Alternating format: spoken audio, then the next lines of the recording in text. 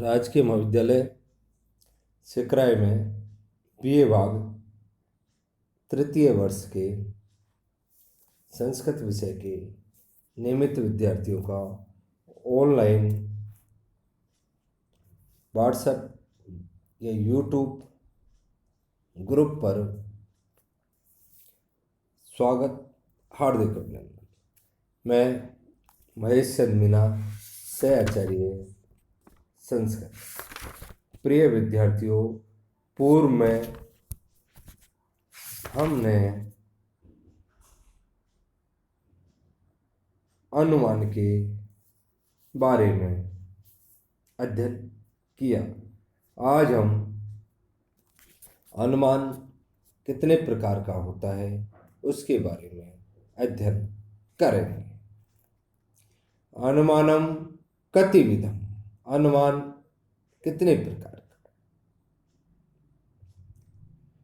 अनुमानम द्विविधम, स्वार्थ परार्थ च।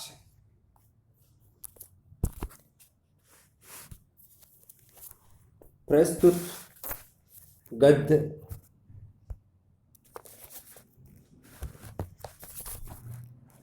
अन्नम भट्ट विरचित तर्क संग्रह नामक पुस्तक से है। अनुमान दो प्रकार का है, स्वार्थानुमान, परार्थानुमान। दो प्रकार का अनुमान है। मनुष्य तो क्या, संसार में प्राणी मात्र के सभी कार्यकलाप किसी न किसी अभिप्राय को लेकर ही निष्पन्न होते हैं। जिस अभिप्राय से प्रयुक्त होकर मनुष्य किसी कार्य में प्रवृत्त होता है उसे प्रयोजन कहा जाता है। किसी इच्छित वस्तु के ग्रहण अथवा अनिष्ट वस्तु के परित्याग करने के लिए ही किसी कार्य का आरंभ किया जाता है। इसलिए यह प्रयोजन सभी प्राणियों, सकल कर्मों तथा समस्त विद्याओं में व्याप्त है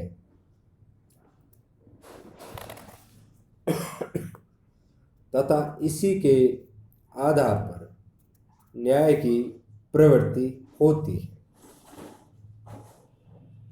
आन्वीक्षिकी विद्या से संबंध होने के कारण अनुमान भी प्रयोजन विहीन नहीं है, अपितु इसके दो प्रयोजन स्पष्टतः दृष्टिगोचर होते हैं। प्रथम, स्वयं द्वारा अर्थ विषयक अभिनव ज्ञान का अर्जन तथा द्वितीय, अन्य पुरुष हितार्थ उसका उचित प्रतिपादन। परोक्ष अथवा अपरोक्ष किसी भी वस्तु का परीक्षण स्वयं अपने लिए भी किया जा सकता है और स्वयं द्वारा निर्धारित तथ्यों के आधार पर उसका प्रतिपादन अन्य व्यक्तियों को भी कराया जा सकता है। अनुमान विवेचन के प्रसंग में इस द्विविध प्रणाली का विशेष ही महत्व है। इन्हीं दो प्रयोजनों के आधार पर अनुमान के दो भेद, स्वार्थ और परार्थ, किए जाते हैं। स्वयं मस अर्थ प्रयोजनम यस्मात् तत् स्वार्थमिति तथा परस अर्थ प्रयोजनम यस्मात् तत् परार्थमिति। इन व्युत्पत्तियों के अनुसार स्वयं के प्रयोजन से जो अनुमान किया जाता है उसे स्वार्थानुमान तथा अपर व्यक्ति के अभिप्राय से प्रवृत्त होने वाला अनुमान परार्थ कहलाता है।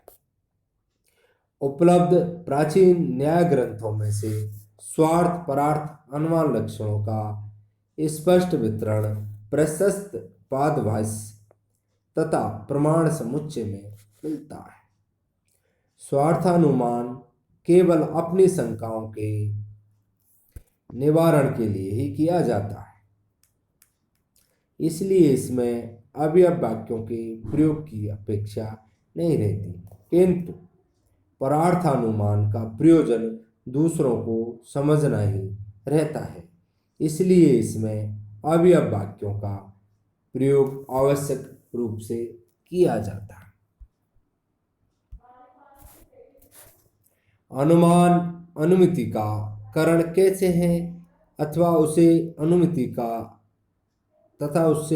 का जन्म कैसे होता है, इस प्रकार जिज्ञासा करने वाले को अल्प प्रयत्न से समझाने के लिए अनुमान का विभाग बताते हैं। वह दो प्रकार का है। स्वार्थ शब्द का अर्थ स्वप्रयोजन, स्वप्रयोजन भी अपने लिए अनुमेय का ज्ञान होता है, अनुमेय का ज्ञान होना है। अनुमेय का अर्थ ज्ञान रूप अथवा प्रयोजन जिस अनुमान से सिद्ध हो वह स्वार्थानुमान है, तथा दूसरे को अनुमेयार्थ ज्ञान रूप प्रयोजन जिससे सिद्ध हो वह परार्थानुमान है। प्रिय विद्यार्थियों, परीक्षा की दृष्टि से इसमें प्रश्न पूछ लिया जाता है कि अनुमान